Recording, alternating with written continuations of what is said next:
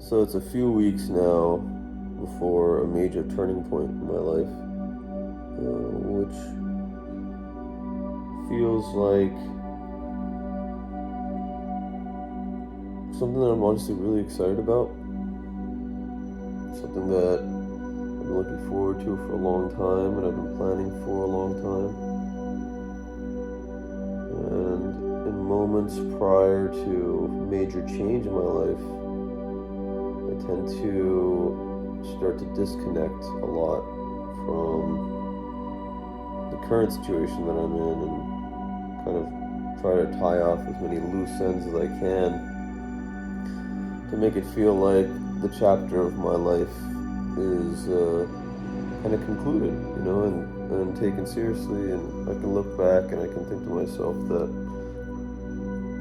I did a good job in terms of leaving a good taste in the mouth of the people that I have touched,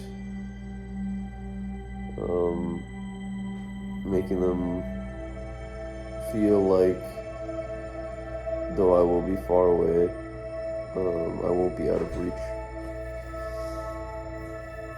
So the initiatives that I've been thinking about and created, I want to, they're unique ones in my belief. They're the ones that have never existed prior to me being in the current system. I made a music club for my school that brought together a lot of really interesting people and gave some very novel opportunities to the community in terms of listening to music and having opportunities to be de-stressed. I brought up a lot of cultural change that I want to make sure to emphasize, right, either before or after leaving, just to make sure that all that time and energy that I spent on trying to make a case for it, that the people that I made the case to, it doesn't just fall short and kind of peter out. I want to give them one last little push. And I've always kind of done this every time I've been in a system. I've found things that I believe should be changed, come up with a solution that I believe would be most efficient, and presented it. And over the years, I've been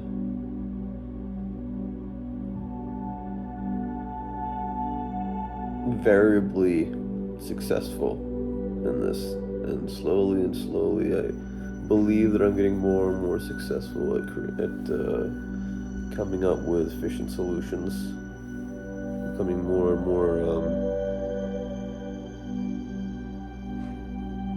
wise about the solutions that I present. And I found out recently that that's actually a quality of my father's, to come up with solutions to problems and be involved with things that are not entirely their area of expertise.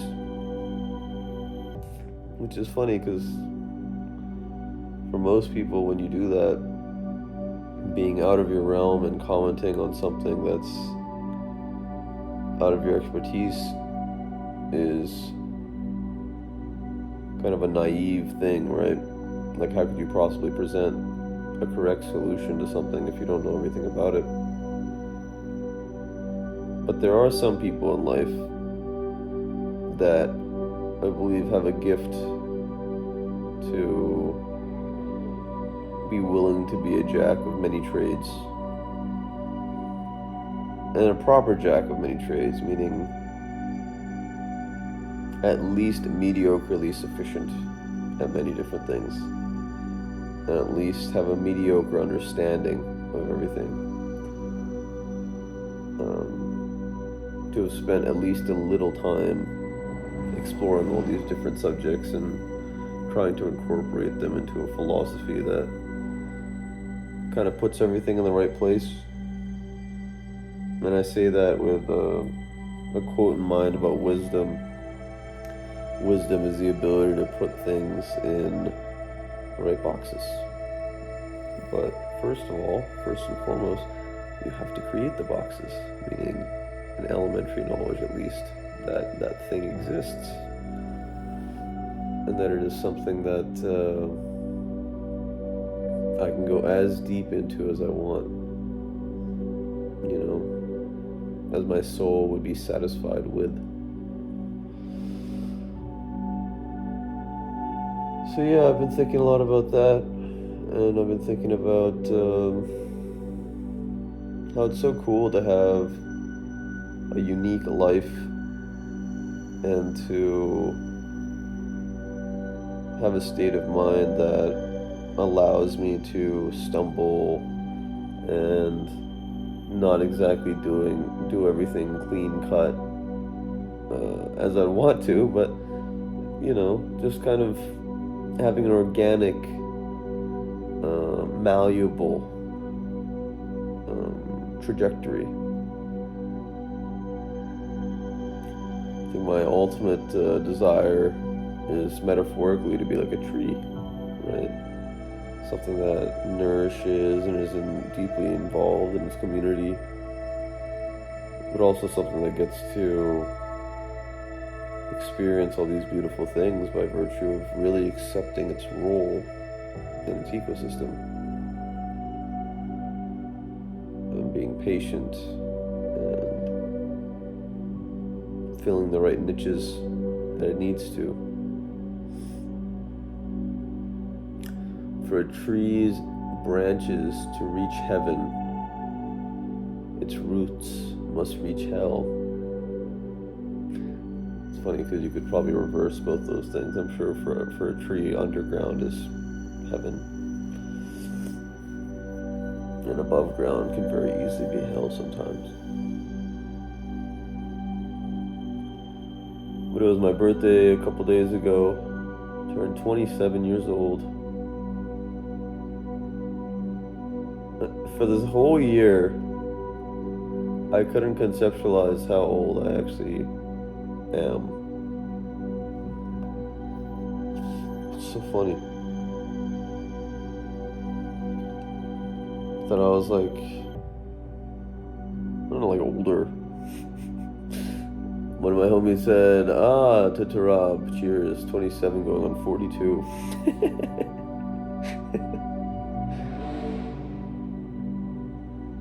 I like it, right?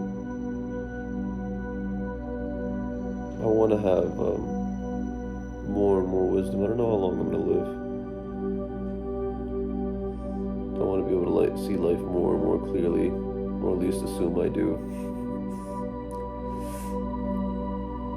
But yeah, I didn't get to hang out with any of my homies for a while, and I was losing faith in the relationships to a degree. I was like, oh my god, who wants to hang out, whatever.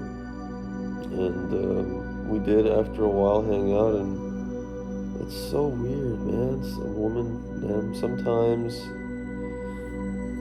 you have to be further away from people to realize how much you love them. You have to. You need to have that amount of distance. We were having conversations last night about healthy relationships and that concept, and one of my older, wiser friends seemed to agree with the things that I have to say. It indicates perhaps I'm onto something in terms of this ebb and flow that kind of happens in life with relationships. This kind of sometimes it's hot, sometimes it's cold, sometimes it's close, sometimes it's far. It's a delicate dance, just giving people the space, but also kind of poking sometimes, and taking it, curating experiences for yourself, but also knowing that giving other people that experience is something they don't expect, potentially something they don't even know they want, but what else are you there for? And a lot of my other videos have also said things like, if you're in a relationship with anyone, my friends, spouse, cousin, customer, whatever. It better be something of substance, something worth remembering, because that's what gives it value. That's what really makes it matter, is when you're giving something that no one else can really give, right? It's feedback or emotions or just anything. Like, make it uniquely you. Give yourself this soul thing. Give it all. My belief currently is that is what will make you the most successful in your own head.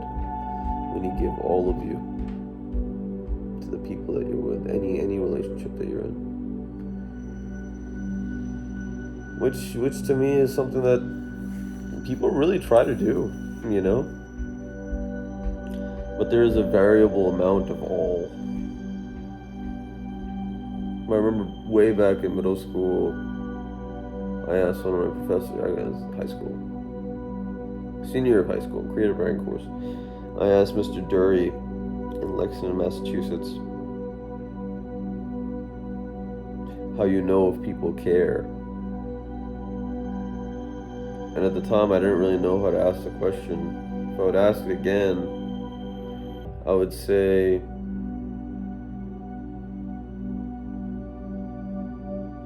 what are factors that indicate how deeply someone cares? Like the well of care that they're capable of giving.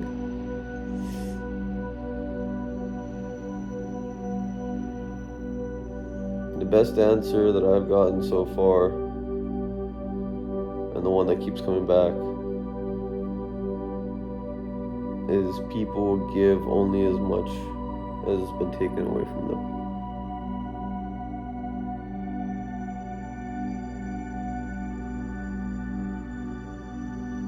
In The Prophet by Khalil Gibran, tiny book, well worth reading in my opinion. He talks about a lute.